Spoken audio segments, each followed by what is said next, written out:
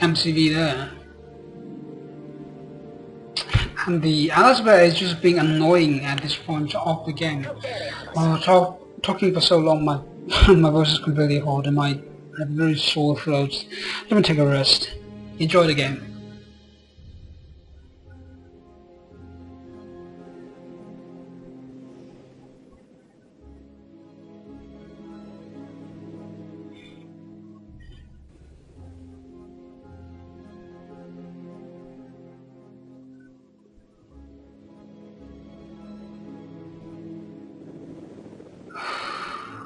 Well, I'm back.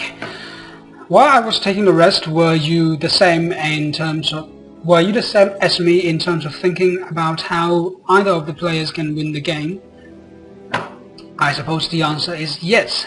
So, let's see if the answers are the same. If the Empire player can micro his units correctly, i.e. to engage in a favorable angle, try to find out a piece of land where his VXs can land and protect his tanks from being frozen by the cryocopters and shooting away at the MCVs at the same time, long enough to destroy it, he will be able to win the game. But if the Allies player is able to bring his MCV close enough to the main base of the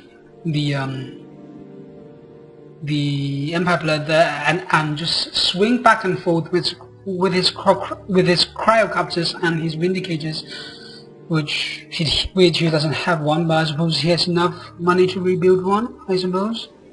Does he?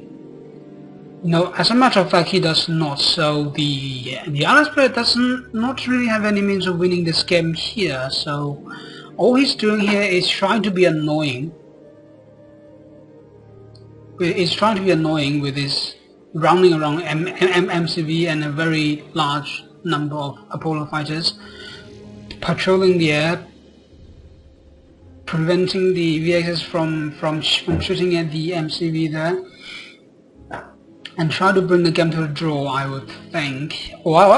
Is he thinking about using his cryo beams or secret protocols to try to freeze these two structures and just let his opponent shoot down his Apollo fighters so that he can use the Apollo fighters to, like that, just use the wreckage of his own fighters to trash down these two remaining structures of his opponents. I don't think it's a viable plan, but I think it's very hard to pull off, and it does have a fair amount of luck components in it, so I don't think it's quite reliable. I think what the Allies player is doing now is just trying to find a safe haven there, just sit around with his MCVs and try to bring the game to a draw once his opponents gets tired of chasing him around the map meaninglessly. It's all going to come down to the angle of engagement here. If the Allies player is caught in the back angle, his MCV will get destroyed, and it is its last remaining structures, and we effectively lose in the game. But if the Empire player is engaging, should the Empire player engage in an unfavorable position, he will lose the number of units that he has to win this game, and the Allies player would have succeeded in terms of bringing this game to a draw. So we can see two of the tsunami tanks and one VX is chasing down or trying to chase down the MCV there, doing not so much of a good job since the MCV is shrunk and is moving quickly across the water in high speed, and the VX is just caught out of position and is going to be shot down by two of the Apollo fighters there. Oh. Sorry about the yawning. I've been casting this game for so long and I'm in the library enjoying the aircon, so a bit sleepy there, but let's get back around into this game. Not much of action going on the map, so I don't really know what else is there to be talked about, but never mind.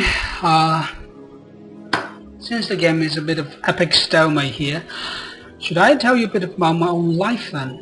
This is what all the other casters do. I suppose it's legitimate for me to do it too. So, as I've stated, I failed my exam, particularly French, and because of my attendance, 2 of my subjects got ungraded. So, yeah, my economical, not academic progress is not going so well at the moment, but I am trying my best, as you can imagine.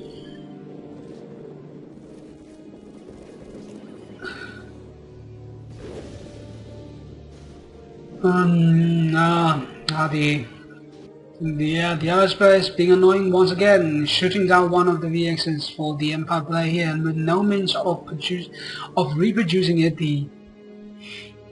The number of fighters for the Empire player is what we are seeing right here. So he only has 1 VX remained, and this is all the anti-air he really has, but neither does the Allies player has any means of air-to-surface offense, i.e. the Vindicators. Well, we don't ever see sentry bombers coming on the field, so it has to be the Vindicators. So I'm not quite sure who will win this game at this point. This might have been a draw, I think.